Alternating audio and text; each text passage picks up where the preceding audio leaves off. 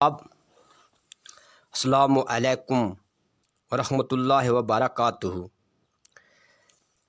12ویں جماعت کے طلاب، ہم آج لیکچر نمبر 4 لیکچر نمبر 5 پڑھنے جا رہے ہیں۔ آپ کو معلوم ہے جو ہمارا عنوان ہے، جو ہمارا موضوع ہے وہ مرثیہ ہے۔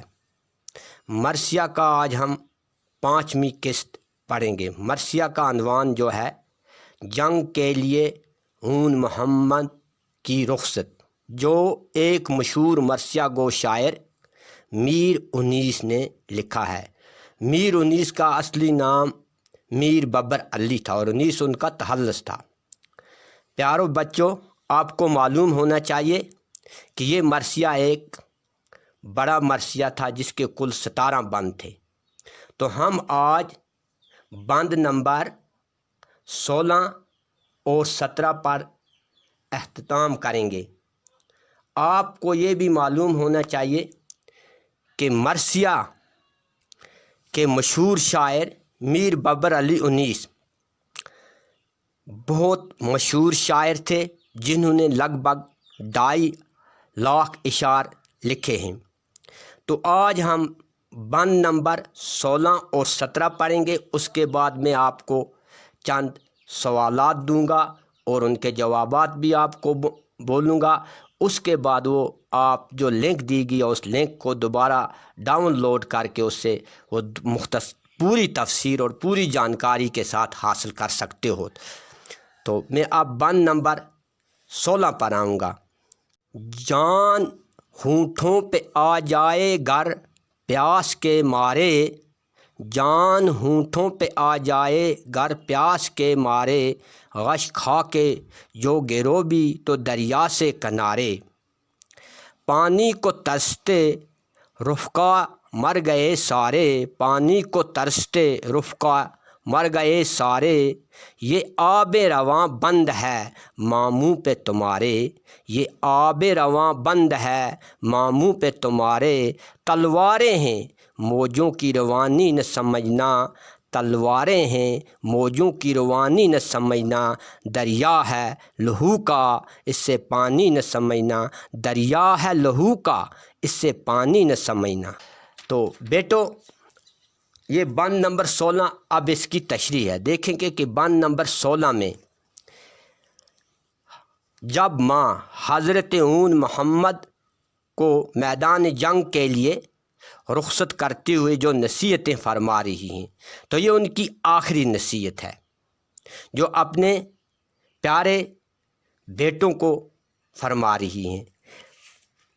حضرت امام حسین کی بہن حضرت زینب رضی اللہ عنہا فرماتی ہیں بیٹوں کو نصیحت کرتی ہوئی کہ اے میرے پیارے بیٹو، اگر پیاس کی شدت سے تمہاری جان بھی نکل جائے، ختم ہو جائے اور بے ہوش ہو کر تم گرنے والے بھی ہو کیوں نہ ہو، لیکن دریا کے کنارے سے آپ دور جا کے گرنا، کیونکہ اس دریا کا پانی آپ کے ماموں جان پر یعنی حضرت امام حسین علیہ الصلوۃ والسلام پر یزیدی لشکر نے بند کیا ہے، لہذا دریا کے کنارے بھی نہ گرنا، کیونکہ اس سب ہی اپنے پیارے رفا جو ان کے تھے وہ پیاس سے تڑپتے ہوئے شہید ہو گئے ہیں۔ دشمنوں نے تمہارے ماموں جان پر یہ پانی بند کیا تھا۔ میرے پیارو، جب تلواریں چمکتی ہوں تو ان کی چمک کو پانی کی موجیں نہ سمجھنا، اور جو خون پانی کی طرح بہہ رہا ہو اس سے تم پانی نہ سمجھنا، بلکہ آپ کو جد و جہد کرنی ہے۔ تو اب میں بند نمبر 17 پڑھوں گا جو مرثیہ کا آخری بند ہے۔ اب بیٹے ماں سے رخصت ہوتے ہی تو شاہ اپنی ماں سے کیا فرما رہے ہیں، تو اس بند کے اندر اسی کی تشریح ہوگی۔ عرض یہی ہوئے گا اے مادر غمخوار کی، عرض یہی ہوئے گا اے مادر غمخوار، کیا بات ہے جیتے ہیں، کیا بات ہے جیتے ہیں تو مرنا نہیں دشوار، اس پیاس میں صابر ہیں غلامان وفادار، اس پیاس میں صابر ہیں غلامان وفادار، دریا کو نظر بر کے جو دیکھیں گے تو گناہ گار، دریا کو نظر بر کے جو دیکھیں گے تو گناہ گار، دیجیے گا سزا فرق اطاعت میں گر آئے، دیجیے گا سزا فرق اطاعت میں گر آئے، پھر دیکھیں نمو آپ جو روح تک سپر آئے، پھر دیکھیں نمو آپ جو روح تک سپر آئے سے رخصت ہوتے ہوئے فرماتے ہیں حضرت اون اور حضرت محمد کیا فرماتے ہیں؟ ماں سے بیٹوں نصیحت سن کر عرض کرتے ہیں کہ اے میری ماں، کہ اے ہماری غمخوار ماں، شفیق ماں، مہربان ماں، جیسا آپ نے فرمایا ویسا ہی ہوگا، جو آپ چاہتی ہو وہی ہوگا، کیا ہوا اگر آج ہم زندہ ہیں تو مرنا بھی ہمارے لیے کوئی مشکل بات نہیں ہے، ہم پیاس میں صبر کریں گے جیسا آپ نے ہمیں تلقین کی ہے، جیسی آپ نے ہمیں نصیحت فرمائی ہے، بالکل ہم پیاس میں بھی صبر کریں گے، اور آپ ہم دونوں کو صبر والوں میں پاؤں گے، صبر والے غلاموں میں ضرور پاؤں گے، یعنی انہی رفاق میں پاؤں گے جنہوں نے پانی کی طرح میدان جنگ میں نہیں دیکھا تھا، ہم بھی اسی طرح رہیں گے انشاءاللہ، صابر رہیں گے ضرور، اگر دریا کی طرف ایک نظر بھی اٹھا کے دیکھیں گے تو ہم کیا سزا پائیں گے، ضرور گناہ گار ہوں گے، ہم وہاں پر نظر تک بھی نہیں اٹھائیں گے، اور اگر فرما برداری اور اطاعت میں ذرہ بھی فرق آئے گا تو جو مرضی ہوئی ہمیں وہ سزا دینا، اے ہماری شفیق ماں مادر، آپ غمخوار نہ ہو، فکر مند نہ ہونا چاہیے، اور اگر ہم نے آپ کے اپنے بچاؤ کے لیے کوئی بھی راستہ اختیار کیا تو پھر ہماری طرف کبھی نہ دیکھنا، تو اسی کے ساتھ بیٹے میدان کی طرح رخصت ہوتے ہیں۔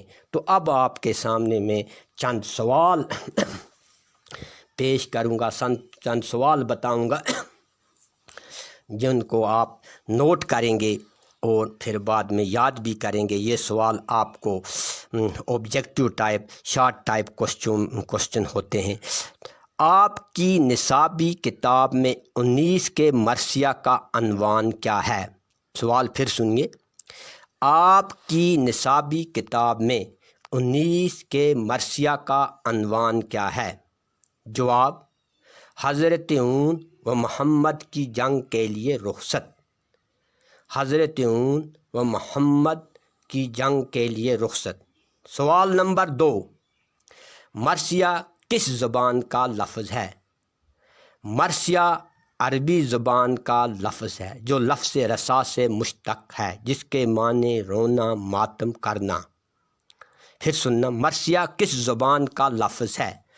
مرثیہ عربی زبان کا لفظ ہے جو لفظ رسا سے مشتق ہے، جس کے معنی رونا، ماتم کرنا، آہوزاری کرنا۔ مرثیہ سب سے پہلے کس زبان میں لکھا گیا ہے؟ سوال نمبر 3، مرثیہ سب سے پہلے کس زبان میں لکھا گیا ہے؟ جواب، عربی زبان میں۔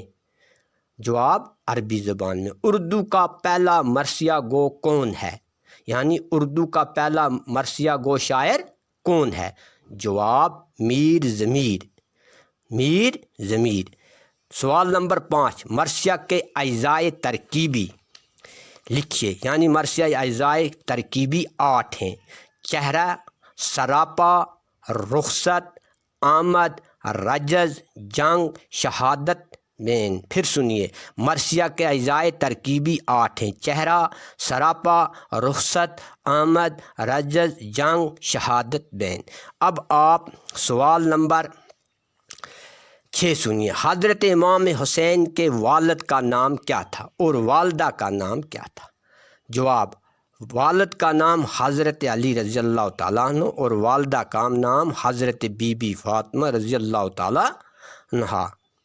پھر آپ سوال نمبر 7 سنیے، 3 مشہور مرثیہ گو شعراء کے نام لکھیے، 3 مشہور مرثیہ گو شعراء کے نام لکھیے۔ میر ببر علی انیس، مرزا سلامت دبیر، میر ضمیر۔